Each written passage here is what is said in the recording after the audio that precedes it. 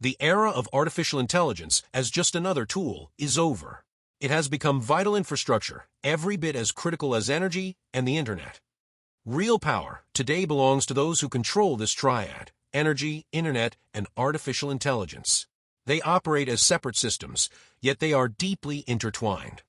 In the next few minutes, we're going to break down where foreign direct investment is flowing right now, what's happening in the supply chain of digital assets, why AI is now infrastructure, what's really behind Europe's exploding digital exports, and why it's not about technology, it's about human capital.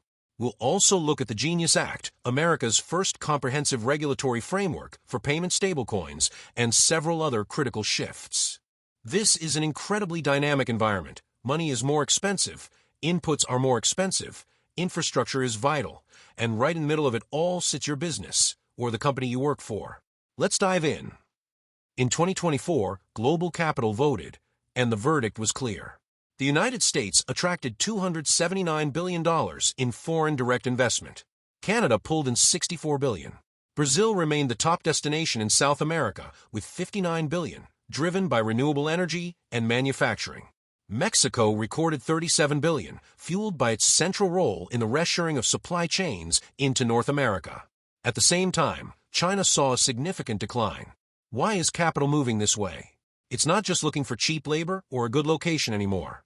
It's looking for operational capacity inside a new kind of infrastructure. And today, that infrastructure is digital. This is exactly where artificial intelligence enters the picture as vital infrastructure. The companies winning right now are the ones that don't just adopt digital tools, they integrate and scale them deeply into their operations. That integration gap is what separates businesses that are growing from those merely surviving. The clearest proof is in digital services exports. Between 2022 and 2024, the European Union nearly tripled its AI-enabled digital services exports from $128 billion to $332 billion, with the United States as its largest customer. The easy explanation would be they have better technology. That's incomplete. Technology today is accessible to almost any economy. What Europe is actually exporting is not code. It's the human capability to turn technology into high-value, productive services. This capability has a name, the Human Capital AI Readiness Index.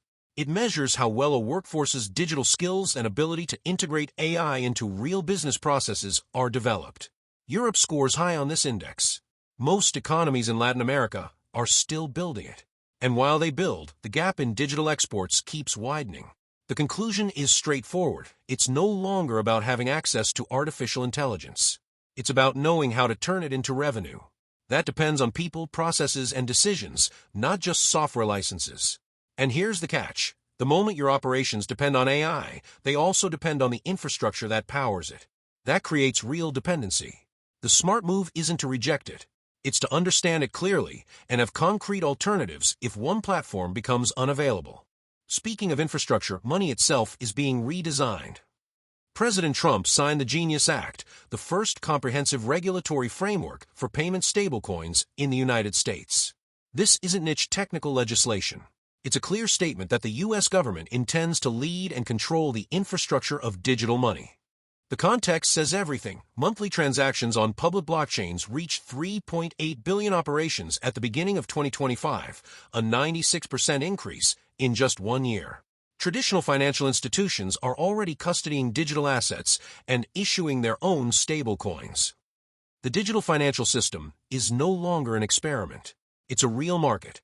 And where there's a real market, bad actors show up. Just one example. North Korea stole $1.5 billion in a single attack on the Bybit exchange in 2025, the largest digital asset heist on record. For any company doing international payments or exporting services, this has direct consequences: compliance obligations under the U.S. Bank Secrecy Act and oversight by the Office of Foreign Assets Control at the Treasury Department. Non-compliance isn't just a legal risk, it can cut you off from the international financial system. For digital value to flow securely, it needs a robust architecture. And that architecture is also transforming global trade. Take certificates of origin, for example. These are documents that certify the country of origin of products so businesses can obtain tariff benefits. Today, in many countries, these certificates are no longer limited to paper. They can be submitted digitally and transmitted through networks that may be open, protected, or fully secured. Public internet connections without additional security create direct exposure. Adding TLS protocols creates an encryption layer. Implementing VPNs creates isolated communication tunnels. Operating through dedicated lines creates complete isolation. Efficiency in international trade today is no longer just about how fast you move physical goods. It's increasingly about the digital architecture connecting every player in the chain. Two variables to watch. The 30-year U.S. Treasury bond yield hit 5% this week. That makes credit more expensive and tightens financing for any company carrying dollar-denominated debt. When the cost of money rises in the United States, the entire region feels it. Meanwhile, look at urea, one of the most critical fertilizers for global food production. It hit $725 per ton in March 2026, nearly double its price from 2 years ago. More expensive money, more expensive inputs. And right in the middle of it is you making decisions in an environment that doesn't slow down. This is exactly where your internal structure makes all the difference. Artificial intelligence, digital trade infrastructure, new financial regulations, human capital, foreign investment, and macroeconomic variables are no longer separate pieces. They form one interdependent system. In this system, the real advantage isn't adopting technology first. It's integrating it in an orderly way with trained people at the right speed so your company can actually use it efficiently and profitably. The outside world will remain volatile. Bonds will move. Inputs will squeeze margins. Regulations will change. That's inevitable.